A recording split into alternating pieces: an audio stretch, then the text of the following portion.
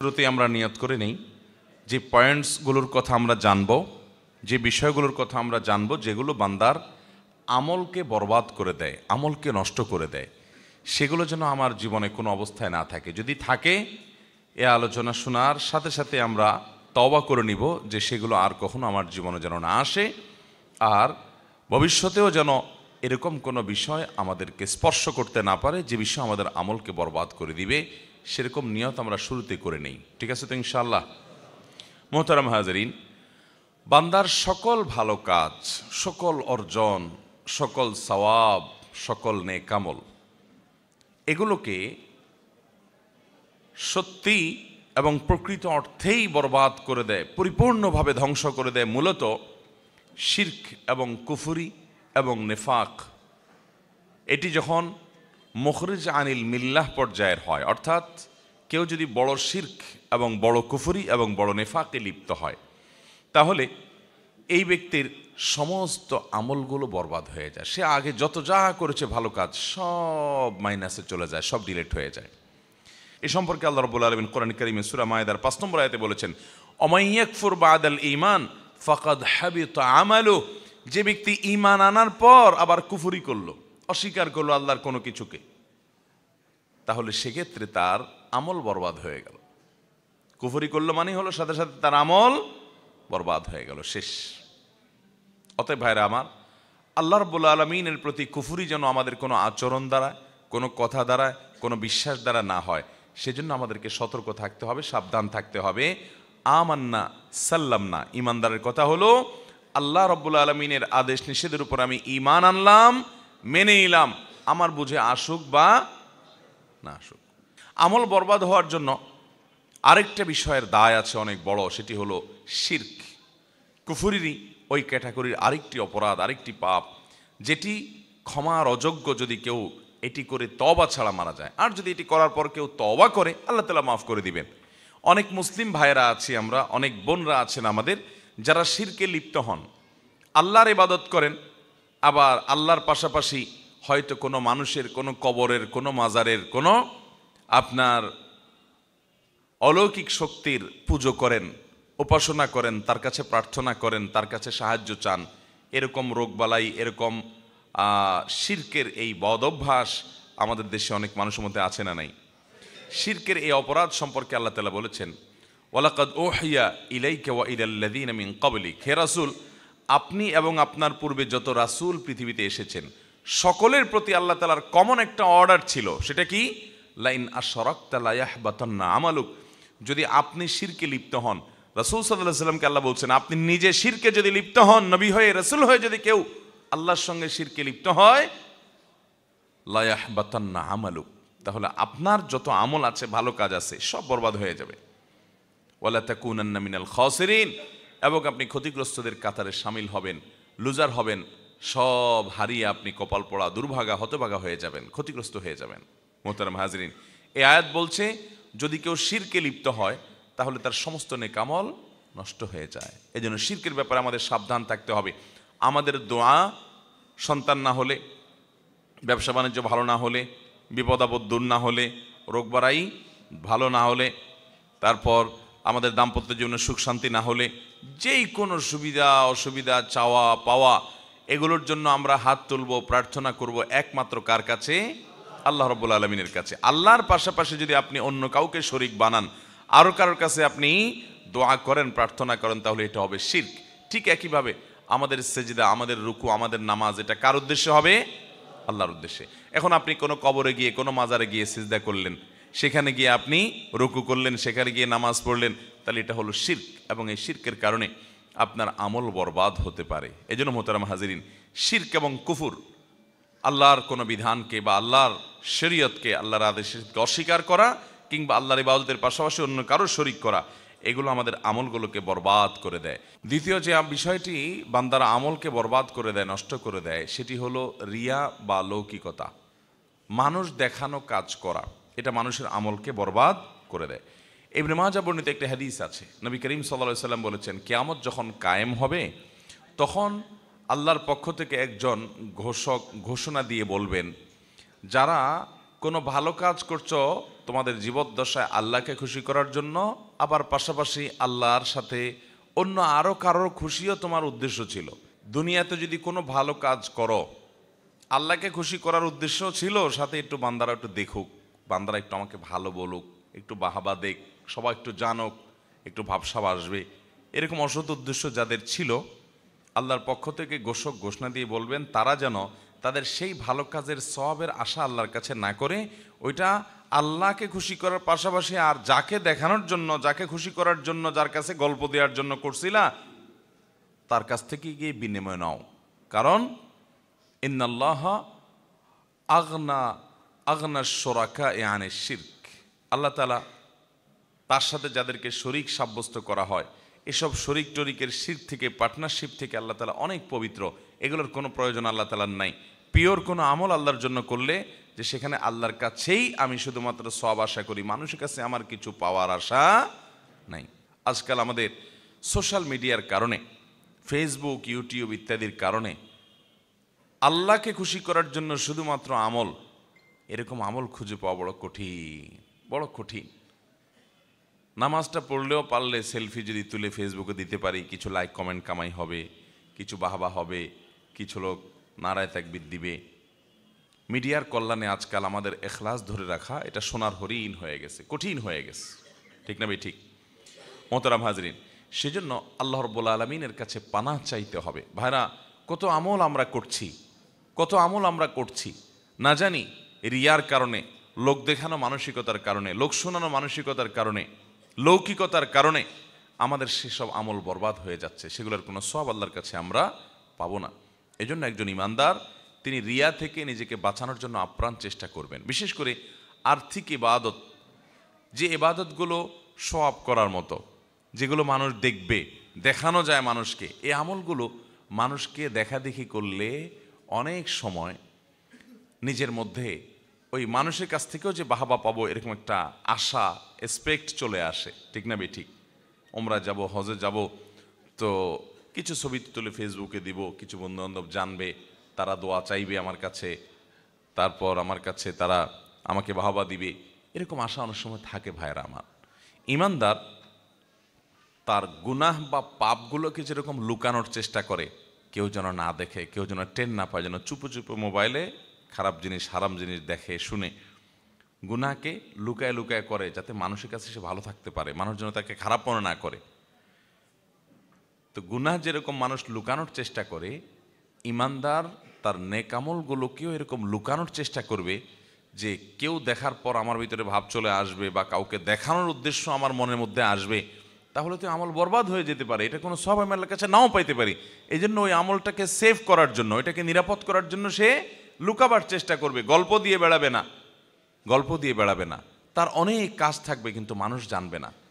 আর অনেক মানুষ আছে দেখবেন যে যদি সারা বছরে একদিনও তাহাজ্জুদ পড়ার তৌফিক নসিব হয়, ভোর রাতে উঠে, মাশাআল্লাহ, তার সারা দিনের গল্পের মধ্যে, কথাবার্তার মধ্যে, আলাপচারিতার মধ্যে, কনভারসেশনের মধ্যে কোনো না কোনোভাবে ওই বিষয়টা চলে আসেই আসে, ঠিক না বে? ঠিক।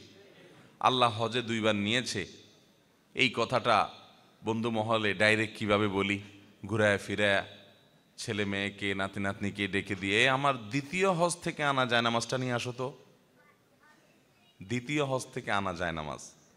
এর মানে হলো, আশেপাশে যারা আছেন শুনতেছেন, আপনারা শুনে রাখেন যে আমি কিন্তু হজ 2 বার করছি, অতএব দ্বিতীয় হজ থেকে আনা যায় নামাজ আনতে বলছি। তো এরকম নানানভাবে মানুষ কৌশলে নিজের বাকাওয়াতি জাহির করার চেষ্টা করে, কি করে না? একজন সৎ ইমানদার বান্দা তার কোনো আমলকে প্রকাশ করার চেষ্টা করবেন না, মানুষের কাছে বাহবা পাওয়ার সন্তত করার চেষ্টা করবে না। আমলকে শেষ করে দেয়, আমলকে নষ্ট করে দেয়, বরবাদ করে দেয় যে গুনাহ এবং পাপ, অপরাধ যে বিষয়, সেগুলোর মধ্যে থেকে একটি হলো হাসাদ বা হিংসা। অন্যের ভালো দেখতে পারেন না, কারোর সাথে আপনার কম্পিটিশন আছে, ওর ভালো দেখলে আপনার জ্বলে। এই রোগটা আমাদের মধ্যে আছে না নাই? ইমানদারের কলিজাটা হতে হবে ফ্রেশ। আমি কারোর ক্ষতি বা অকল্যাণ চাইবো না, সবার ভালো আশা করব। আল্লাহ অমুকে আমার সাথে হয়তো তার কোনো কারণে একটু বাদাবাদি আছে, একটু আমার সাথে তার কোনো কারণে হয়তো সে আমার সাথে শত্রুতা করে, হয়তো আছে কোনো কারণে কম্পিটিশন বা অন্য কিছু, তারপরও দিন শেষে আমি একজন মুসলমান হিসেবে কারোর ক্ষতি চাইবো না। আল্লাহ তাকেও ভালো দেখ, তারও রোগ বালায় না হোক, তার ছেলেটা ভালো রেজাল্ট করুক, তার রুটি রুজি ভালো আসুক, তার ব্যবসাটা ভালো হোক, সে সাকসেস হোক, তাতে আমার কোনো সমস্যা তো নাই। কারণ যে আল্লাহ তাকে দিচ্ছে, তাকে দেওয়ার কারণে কি আল্লাহর অভাব হবে, আমাকে দিতে অসুবিধা হবে এরকম? তো এরকম যদি না হয় তাহলে আমার অসুবিধার কথা। আল্লাহ তাকে দিছে, আরও দেখ, আমার কোনো কষ্ট নাই। আমার হয়তো আল্লাহর কাছে চাওয়া হবে, আল্লাহ আপনি তাকে দিয়েছেন ভালো কথা, আমাকেও দেন। আপনি তাকে দিতে পারেন তো আমাকে তো আপনি দিতে পারেন, আমাকেও দিয়েন আল্লাহ। তাকে দেন, আমার দুঃখ নেই, আরও দেন, আমাকেও দিয়েন আল্লাহ। এই হলো ইমানদারের মেন্টালিটি, এরকম থাকতে হবে। আর যদি আপনার মনে হয় আল্লাহ আমাকে দেওয়ার না দাও, ওর দিও না, আছে না নাই এগুলা? আমার ছেলেটা পাশ করুক আর না করুক, ওর ছেলে জিপিএ 5 পাইছে, এটা আমি শুনতে চাই না, ঠিক না? আমার দোকানে কাস্টমার ঢুকুক আর না ঢুকুক, ওর দোকানে কাস্টমার ঢুকবে আর ব্যাগ ভর্তি জিনিস নিয়ে বাইর হবে, এইটা আমি সহ্য করতে পারবো না। এটারে বলে হিংসা, এটারে বলে কি? অন্তরে জ্বালা পোড়া করে। কারোর ভালো দেখলে অন্তরে চিনচিন করে জ্বলে কিনা খেয়াল করবেন। এটা হলো হিংসা মাপার মিটার। যদি জ্বলে তাহলে বুঝবেন এই রোগটা আপনার মধ্যে আছে। ভাইরা আমার, হতে পারে দুনিয়াতে চলতে গেলে কেউ আপনার সাথে শত্রুতা করতেছে, শত্রু আপনার শত্রুর জায়গায় আছে, হোক, তাই বলে আপনি তার ক্ষতি কামনা করবেন, তার ভালো আশা করবেন। আচ্ছা, তাকে যে ভালো জিনিসটা দিয়েছেন, এটা কে দিয়েছেন? তা সেটা দেওয়ার কারণে যদি আপনার মনের মধ্যে কষ্ট হয়, তাহলে আল্লাহর দেওয়ার ব্যাপারে, আল্লাহর দানের ব্যাপারে আপনি এক ধরনের অভিযোগ তুললেন, ঠিক না? যে আল্লাহ তাকে দিয়েছে, আপনি সেটা নিয়ে আপত্তি করছেন, মানে আল্লাহর সাথে আপনি পাল্লা দিচ্ছেন, তাহলে তো গোল্লা যাওয়া লাগবে। আল্লাহ যেহেতু তাকে দিছে, আমার এখানে কোনো সে নাই, আল্লাহ আরও দেখ, এলো ইমানদারের চাওয়া। এই হাসাদ, এ সম্পর্কে একটা হাদিস বর্ণিত হয়েছে বিভিন্ন হাদিস গ্রন্থে। এ হাদিসটির সনদকে মুহাদ্দিসদের অনেকেই একাধিক সনদকে দায়ীফ বলেছেন, আবার কোনো কোনো সনদকে অনেক ওলামা একরাম গ্রহণযোগ্যতার লেভেল পর্যন্ত পৌঁছায় বলে মন্তব্য করেছেন। তবে এর মূল বক্তব্য যেটি, সেটি বিভিন্ন হাদিসের আলোকে প্রমাণিত, যেটি হাসাদ বা হিংসা এটা হারাম। যে হাদিসের কথা বলছে সেটি হলো ইয়াকুম ওয়াল হাসাদ, তোমরা হিংসা থেকে বেঁচে থাকবে, অন্তরকে হিংসা থেকে পরিচ্ছন্ন করবে। কারণ ফাইন্নাল হাসাদা ইয়াকুলুল হাসানাত কামা তাকুলুন নারু আল হাতব, আগুন যেরকম কাঠকে পুড়িয়ে শেষ করে ফেলে, মানুষের মনের ভিতরের হিংসা এটা মানুষের আমলগুলোকে এরকম বরবাদ করে দেয়। নাম্বার 4, নবী করিম সাল্লাল্লাহু আলাইহি সাল্লামের প্রতি বেয়াদবি, নবীজির শানে আদবের খেলাফ হয়, শিষ্টাচার বহির্ভূত হয় এমন কোনো কাজ করা, কিংবা তার বিরুদ্ধাচরণ করা, তার আনুগত্য না করা, এটাও বান্দার আমলকে বরবাদ করে দেয়। এই বিষয়ে কোরআন কারীমের একাধিক আয়াত রয়েছে যে আল্লাহ এবং তার রাসূলের, আল্লাহ যে রাসূল সাল্লাল্লাহু আলাইহি সাল্লামের সাথে শিকাক করবে, মুখালাফাত করবে, বিরুদ্ধাচরণ করবে, রাসূলের কথা পাত্তা দিবে না, মানার চেষ্টা করবে না, দম্ভ করবে, অহংকার করবে, তুচ্ছ-তাচ্ছিল্য করবে, অস্বীকার করবে, এই ব্যক্তি তার আমলগুলো বরবাদ হবে। আর নবীজি সাল্লাল্লাহু আলাইহি সাল্লামের সাথে যারা বেয়াদবি করবে তাদের আমলও বরবাদ হবে। আল্লাহ তাআলা কোরআন কারীমে সূরা হুজুরাতের মধ্যে বলেছেন, ইয়া আইয়ুহাল্লাযীনা আমানু লা তারফাউ আসওয়াতাকুম ফাওকা সাওতিন নবী, তোমরা নবীজির সামনে তোমাদের আওয়াজগুলোকে তার উপরে করিও না, তার চেয়ে বড় আওয়াজে কথা বলিও না, শিষ্টাচারের দিকে খেয়াল করবে। ওয়ালা তাজহারু লাহু বিল কওলি কাজাহরি বা'দিকুম লিবা'দিন, তোমরা একে অন্যের সামনে যেরকম জোরে জোরে কথা বলো, নবীর সামনে এরকম জোরে জোরে কথা বলবে না। আন তাহবাতা আমালুকুম ওয়া আনতুম লা তাশউরুন, যদি এটা করো তাহলে তোমাদের আমল বরবাদ হয়ে যাবে, তোমরা টেরও পাবা না। এই যে একটা শিষ্টাচার, এটা নবী সাল্লাল্লাহু আলাইহি সাল্লামের সাথে দেখাতে হবে, না হলে আমল বরবাদ হওয়ার মতো বিষয় হতে পারে যদি নবীজির শান এরকম বেয়াদবি করে কেউ। আজ নবী সাল্লাল্লাহু আলাইহি সাল্লাম আমাদের সামনে নাই, কিন্তু নবীর হাদিসের সাথে, নবীর সুন্নাতের সাথে যদি আমরা বেয়াদবি করি, তাহলে এই পরিণতি আমাদেরও হতে পারে। কারণ নবী সাল্লাল্লাহু আলাইহি সাল্লামের সাথে বেয়াদবি করা, তার সুন্নার সাথে বেয়াদবি করা একই জিনিস, একই জিনিস। মোহতারাম হাজরিন, একই ভাবে নবীজি তো বটেই, আমাদের যারা মুরব্বীরা আছেন, বয়সে বড় আছেন, ওলামা একরাম আছেন, জ্ঞানে বড় আছেন, বিভিন্ন দিক থেকে বড় আছেন, তাদের সামনে কথা বলার আদব শিষ্টাচার এখান থেকে আমরা শিখতে পাই। যে তাদের সামনে উচ্চ আওয়াজে কথা না বলা, তাদের সামনে নীরবে কথা বলা। আজকাল দেখবেন তরুণদের মধ্যে এই সমস্ত শিষ্টাচার নাই, এগুলোকে আমরা অনেক হালকা জিনিস মনে করি। যে বাবার সামনে আপনার জোরে আওয়াজ হবে না, আপনার সিনিয়র কায়ের সাথে, মায়ের সাথে জোরে আওয়াজ হবে না। এখন তো যুবক পোলাপান সবচাইতে বেশি চিৎকার, চেঁচামেচি, অভদ্রতা, অসৌজন্যমূলক এবং পশুর মতো চিল্লি করে কথা বলে মায়ের সামনে। দুনিয়াতে সবচেয়ে বেশি দুর্ব্যবহার করা যায় যার সাথে, চিল্লি করা যায় যার সাথে, রাগারাগি করা যায় যার সাথে, তার নাম হলো মা, ঠিক না ঠিক? বাপের সাথে আবার এসব চলে না, কারণ দাঁত ফালাই দিবে থাপ্পড় দিয়া, ঠিক না ঠিক? মা বেচারি অনেক দয়া এবং মায়া তার সন্তানের প্রতি, এই চান্সে অনেক যুবকরা বেয়াদবি করেন। মনে রাখবেন এটি ভয়ঙ্কর একটি ব্যাপার। এই জন্য শিষ্টাচার আমাদেরকে শিখতে হবে। শিষ্টাচার বহির্ভূত মানুষ কখনো ভালো মুসলমান হতে পারে? তাহলে নবীজি শানের সাথে যখন বেয়াদবি করা হয় অথবা তার বিরুদ্ধাচরণ করা হয়, তখনও বান্দার আমল বরবাদ হতে পারে। আর 5 নম্বর হলো সালাতুল আসর বা আসরের নামাজ যদি কেউ এটার ব্যাপারে অবহেলা করে। অনেকে দেখবেন আসর নামাজ পড়ে না, অবহেলা করে, পড়ে না, টাইম মতো পড়ে না, 2 দিন পড়ে তো 4 দিন পড়ে না। তো এই ব্যক্তির আমল বরবাদ হওয়ার কথা হাদিসে আছে। সহিহ বুখারীতে আসছে, নবী সাল্লাল্লাহু আলাইহি ওয়াসাল্লাম বলেছেন, মান তারাকা সালাতাল আসরি ফাকাদ হাবিতা আমালু।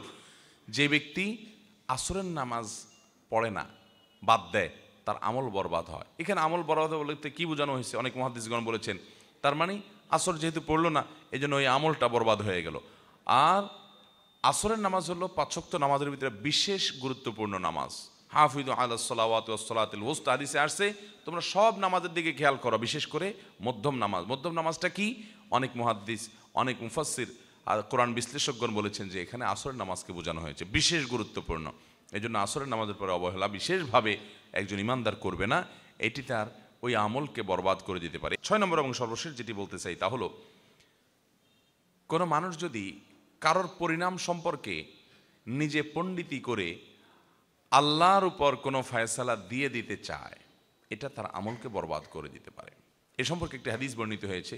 নবী করিম সাল্লাল্লাহু আলাইহি ওয়াসাল্লাম ইরশাদ করেছেন, কোনো এক ব্যক্তি অন্য ব্যক্তি সম্পর্কে বলল যে এই ব্যক্তিকে আল্লাহ তাআলা মাফ করবেন না, এর কোনো রক্ষা নাই, এর খবর আছে, এর আল্লাহ তাআলা ছাড় দিবেন না, এরকম হার্ডলি বলেছে। আল্লাহ রাব্বুল আলামিন ওই ব্যক্তিকে বলবেন, আমার ওই বান্দাকে মাফ করব কি করব না, এটা তো আমার ইখতিয়ার। তুমি যখন এত বড় পণ্ডিতি করলা যে ঠিক আছে সে মাফ পাবে না, তাহলে আমি তাকে মাফ করে দিলাম আর তোমার আমল বরবাদ করে দিলাম। বেশি তুমি আমার উপরে ফয়সালাগিরি করতে গেছো। মোহতারাম হাজরিন, এটা হলো তখন যখন কোনো মানুষ মুসলমান হবে। মুসলমান হইয়াও তার মধ্যে কি থাকতে পারে? আপনার এ ধরনের বিষয় আশা থাকতে পারে, এ ধরনের দুর্বলতা থাকতে পারে যে সে মুসলমান হওয়ার পরও কোনো গুনাহের কারণে, কোনো পাপের কারণে আপনার কাছে মনে হচ্ছে সে অনেক পাপিষ্ট হয়ে মারা গেছে। আপনি ফয়সালা দিয়ে দিলেন, না এর কোনো রক্ষা নাই, আল্লাহ এর মাফ করবে না। মানে ব্যাপারটা হলো যে আল্লাহর উপর আপনি ফয়সালা দিয়ে বসে আসলেন। এটা ভয়ঙ্কর বিষয়। এটা অনেক ক্ষেত্রে আমাদের আমল বরবাদের কারণ হতে পারে, আল্লাহর রাগের এবং ক্রোধের কারণ হতে পারে।